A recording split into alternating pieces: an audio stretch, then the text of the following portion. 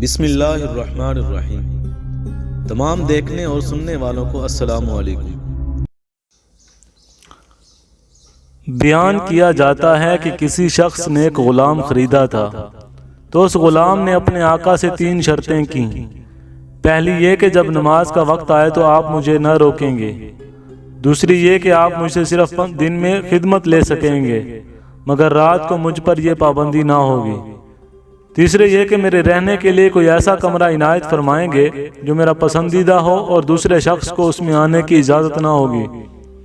چنانچہ آقا نے غلام کی تینوں شرطیں منظور کر لیں اور غلام کو حکم دیا کہ اپنے رہنے کے لیے محل سرائے میں حسب دل خواہ کمرہ پسند کر لے، جس میں ہر کمرہ ایک سے ایک بہتر ساز و سامان کے ساتھ آراستہ تھا۔ بس غلام نے تمام کمروں کو دیکھ بھال کر اپنے لیے ایک ویران کمرہ پسند کیا جو بغیر چھت کے تھا۔ اس پر آقا نے دریافت کیا کہ آخر تم نے یہ ویران کمرہ کیوں پسند کیا؟ کمرے تو اور بھی بہت ہیں۔ اپنے آقا سے یہ بات سن کر غلام نے جواب دیا کہ میرے آقا، شاید آپ کو معلوم نہیں کہ ویران جگہ اللہ تعالیٰ کے ذکر سے آباد ہو جاتی ہے۔ اس کے بعد اس غلام نے اسی ویران کمرے میں رات کو رہنا شروع کر دیا، اور یہ بات پہلے ہی طے ہو چکی تھی کہ رات کو غلام آزاد رہے گا۔ جب غلام کو اپنے پسندیدہ آزاد کمرے میں رہتے ہوئے کچھ عرصہ گزر گیا تو اس کے آقا نے ایک دن رات کو بزم احباب منعقد کی، اور نصف شب کے بعد جب دوست احباب رخصت ہو گئے تو مالک مکان چہل قدمی کرتا ہوا غلام کے کمرے کی جانب جا نکلا تو کیا دیکھتا ہے کہ ایک نورانی قندیل نے اوپر سے آ کر کمرے کی خالی چھت کو گھیر رکھا ہے، اور غلام سجدے میں پڑا ہوا اپنے رب سے دعا اور مناجات میں مصروف ہے کہ میرے پروردگار، دن کو تو نے میرے آقا کی خدمت میرے ذمہ واجب کر دی۔ اگر یہ خدمت میرے ذمہ نہ ہوتی تو میں دن رات تیری عبادت میں مشغول رہتا، لہٰذا تو میرا عذر قبول فرما لے۔ اس کا مالک تعجب کے ساتھ صبح صادق تک اس عجیب منظر کو دیکھتا رہا۔ چنانچہ صبح ہوتے ہی وہ نورانی قندیل آسمان پر چلی گئی اور چھت بند ہو گئی۔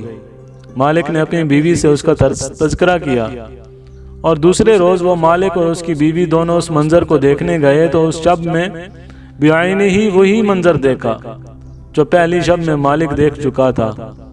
صبح ان دونوں نے غلام کو بلا کر کہا، تو اللہ کے واسطے آزاد ہے تاکہ اپنی خواہش کے مطابق رات دن اللہ کی عبادت میں مشغول رہ سکے۔ جس سے تو معذرت کرتا رہتا ہے اسی کے ساتھ اور اس کے مالک اور اس کی بیوی نے غلام سے اس کی ان کرامتوں کا ذکر کیا جو رات کو وہ دونوں دیکھ چکے تھے۔ بس اب کیا تھا، جب غلام کو معلوم ہوا کہ ان پر اس کا پردہ فاش ہو گیا ہے تو اس نے اسی وقت دربار الہی میں ہاتھ اٹھا کر دعا کی، اے میرے پروردگار، میں نے تجھ سے دعا کی تھی کہ میرا راز کسی پر نہ کھولیو، مگر اب جب کہ میرا بھید دوسروں پر ظاہر ہو گیا جس کو میں مخفی رکھنا چاہتا تھا، تو مجھ کو اپنے پاس بلا لے۔ چنانچہ اسی حالت میں اس کی روح کف سے انسلی سے پرواز کر گئی اور وہ واصل برحق ہو گیا۔ اللہ تعالیٰ اس کی مغفرت فرمائے۔ حضور اکرم صلی اللہ علیہ وسلم نے سچ فرمایا ہے کہ جو اللہ کا ہو جاتا ہے اللہ اس کا ہو جاتا ہے۔ دیکھیے اس عالم فنا فی اللہ کی دعا کس قدر ہاتھوں ہاتھ درجہ قبولیت کو پہنچ گئی۔ اللہ تعالیٰ ہمیں بھی اس واقعے سے سبق حاصل کرنے کی توفیق عطا فرمائے۔ آمین یا رب العالمین۔